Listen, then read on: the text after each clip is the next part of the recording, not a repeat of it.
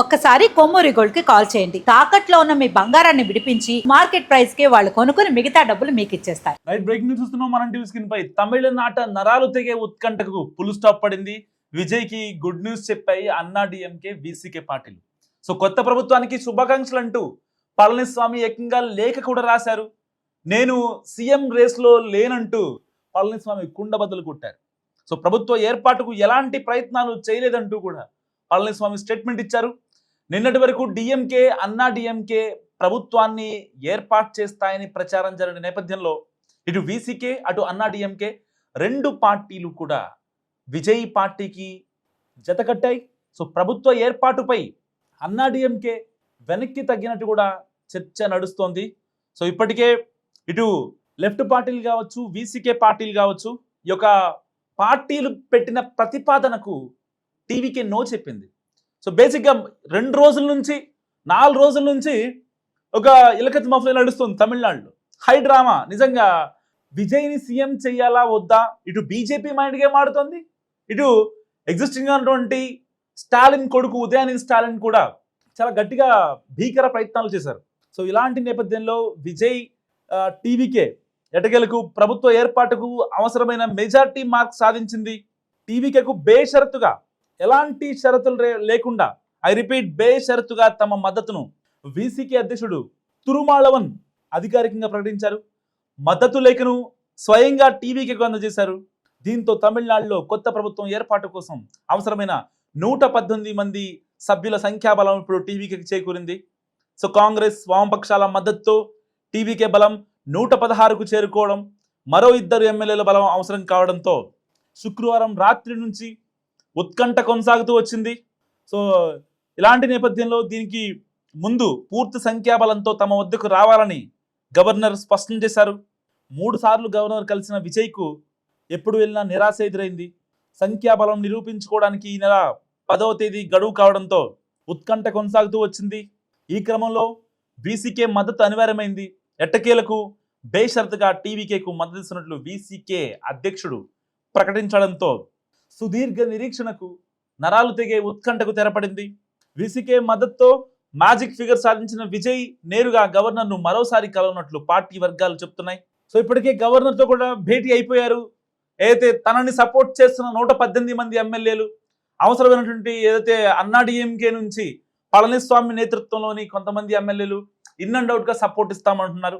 So మరికొద్ది గంటల్లో జరిగే ప్రమాణ స్వీకారం తర్వాత, లేదంటే దానికి ముందు అయితే విజయ్ ప్రతిపాదించినటువంటి అసెంబ్లీలో బల నిరూపణ కార్యక్రమం కూడా జరుగుతుందంటూ వార్తలు వస్తున్నాయి. కానీ వాస్తవానికి అలాంటి ఇదేం లేదు. ఎందుకంటే ఆల్రెడీ ఇక్కడ విజయ్ తనకి కావాల్సినటువంటి 118 మంది ఎమ్మెల్యేల సంతకాలు మొత్తం కూడా గవర్నర్కి చూపించాడు కాబట్టి ఎలాంటి అవసరం లేదు. సో ఇప్పుడు ఏదైతే విజయ్కి తనకు ప్రీవియస్గా ఇచ్చినటువంటి Z+ సెక్యూరిటీని కావచ్చు అండ్ సింగిల్ లార్జెస్ట్ పార్టీగా అవతరించినటువంటి టీవీకే చీఫ్ విజయ్కి ఇటు భద్రత కూడా పెంచారు. సో ఇలాంటి నేపథ్యంలో అందరూ కూడా కంగ్రాట్స్ విజయ్, సీఎం విజయ్, #దళపతి సీఎం విజయ్ అంటూ ట్విట్టర్లో ఇటు ఇన్స్టాగ్రామ్లో మోత మోగిపోతోంది. మరి కాసేపట్లోనే ఆయన ప్రమాణ స్వీకారం కూడా ఉండనుంది. చెన్నైలో నెహ్రూ ఇండోర్ స్టేడియంలో దాదాపుగా 4 రోజుల నుంచి ఈ యొక్క ఏర్పాట్లన్నీ కొనసాగుతున్నాయి. దానికి సంబంధించినటువంటి డబ్బుని టీవీకే పార్టీ అఫీషియలే మెయింటైన్ చేస్తుంది. దాదాపుగా రోజుకి 20 లక్షలు అయితే ఆ హోస్ట్ చేస్తున్నటువంటి ఆర్గనైజర్కి రోజుకి 20 లక్షల రూపాయలు చెల్లించాలి. దాన్ని కూడా టీవీకేనే గత 4 రోజులుగా చెల్లించుకుంటూ వస్తుంది. ప్రమాణ స్వీకార ఏర్పాట్లకు తన ఏదైతే ఇంతకుముందు బల నిరూపణ జరగలేదు కాబట్టి 118 మంది ఎమ్మెల్యేలు లేరనే పక్షంలో విజయ్కి ఈ యొక్క భద్రతను కూడా తొలగించారు. కానీ దాని తర్వాత ఎప్పుడైతే ఈ వీసీకే పార్టీ మద్దతు ఇచ్చిందో అనూహ్యంగా తన భద్రత తనకి ఇచ్చేశారు. సో భద్రత పెంచారు. ఇటు విజయ్ ఇన్నాళ్లుగా దాదాపుగా తమిళనాట ఇంత పెద్ద పార్టీ అనూహ్యంగా అంటే మేజర్ పార్టీల మద్దతు లేకుండా చిన్న చిన్న పార్టీల యొక్క మద్దతుతో భవిష్యత్తులో ఇలాంటి సినారియో ఏర్పడుతుంది అని చెప్పడానికి నిజంగా విజయ్ ఒక పర్ఫెక్ట్ ఎగ్జాంపుల్. సో ఇప్పటిదాకా విజయ్ మరొక ఎంజీఆర్ అవుతాడు, లేదంటే మళ్ళీ డిఎంకేకి ఇబ్బంది అవుతుందని చెప్పి కొన్ని కాన్సిక్వెన్సెస్, అండ్ విజయ్ కనుక పొలిటికల్గా యాక్టివ్ అయితే స్టాలిన్ కొడుకు ఉదయనిధి స్టాలిన్ కి దెబ్బ పడుతుంది అని ఒకే ఒక్క రీజన్తో చాలా మంది కొన్ని ఆఫ్ ద రికార్డులో పావులు కదిపారు. బీసీకేని ఈ యొక్క టీవీకేలకి సపోర్ట్ చేయకుండా ఆపారు. అండ్ లెఫ్ట్ పార్టీలని ఆపారు. ఫైనల్గా రాహుల్ గాంధీ లెఫ్ట్ పార్టీలతో మాట్లాడిన తర్వాత విజయ్కి మార్గం సుగమమైంది. ఇన్ని కాన్సిక్వెన్సెస్, ఒకటి కాదు రెండు కాదు, చాలా అంటే చాలా కాన్సిక్వెన్సెస్. 4 రోజులుగా నరకయాత్న అనుభవించాడు విజయ్. నిజంగా ఈ యొక్క త్రిష రంగంలోకి రాకపోతే ఒక రకంగా, అంటే చాలా మంది జ్యోతిష్కులు త్రిష పక్కన ఉండటం వల్లే ఈ యొక్క ఇబ్బంది అయింది, లేదంటే కనుక చాలా బాగుండేది అని చెప్తున్నారు. కానీ వాస్తవానికి ఆఫ్ ద రికార్డ్లో త్రిష చేసినటువంటి హెల్ప్ నిజంగా విజయ్ ఎప్పటికీ మర్చిపోలేడు. పుష్ప సినిమాలో భార్య ఫోటో అడిగితే ఏదైతే సీఎంని మార్చే సీన్ ఉంటుందో, ఇప్పుడు త్రిష కోసం ఎప్పుడో 10 ఏళ్ల కిందట త్రిష చెప్పిన మాట కోసం తాను ఇప్పుడు సీఎం అయి చూపించాడు.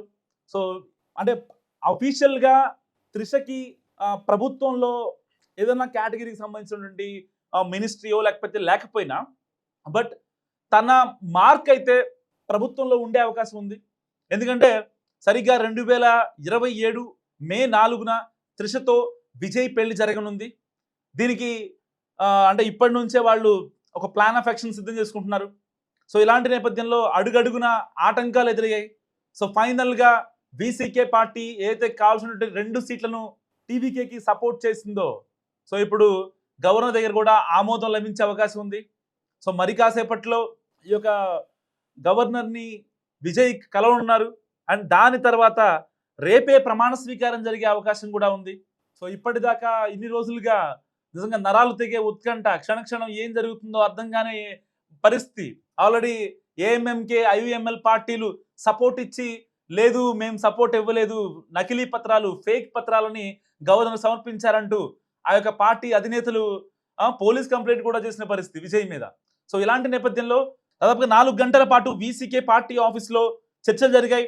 అయితే టీవీకే కొంతమంది కీలక నేతలు ఎట్టి పరిస్థితుల్లో విజయ్కి సపోర్ట్ చేయాలంటూ కోరారు. అంతకుముందు అయితే నిన్న సాయంత్రం నుంచి వాళ్ళు వీసీకే పార్టీ నుంచి 2 ఎమ్మెల్యేలను ఇవ్వడానికి, ఒకరికి డిప్యూటీ సీఎం ఇవ్వాలని అండ్ ఒకరికి మినిస్ట్రీ ఇవ్వాలని గొంతెమ్మ కోరికలు కోరడంతో వెంటనే ఆ యొక్క పార్టీ సపోర్ట్ విజయ్ కోరుకోలేదు. సో వీళ్ళు కలవకుండానే కండిషన్స్ పెట్టడం, ఏకంగా డిప్యూటీ సీఎం కావాలనడం ఎంతవరకు కరెక్ట్ అనే ఇదిలో విజయ్ కూడా సైలెంట్ అయిపోయారు.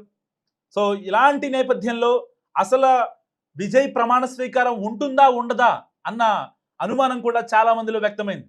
ఫైనల్గా ఇప్పుడు తమిళనాడుకి విజయ్ సీఎం అంటూ ఇప్పుడు వార్త వెలువడింది.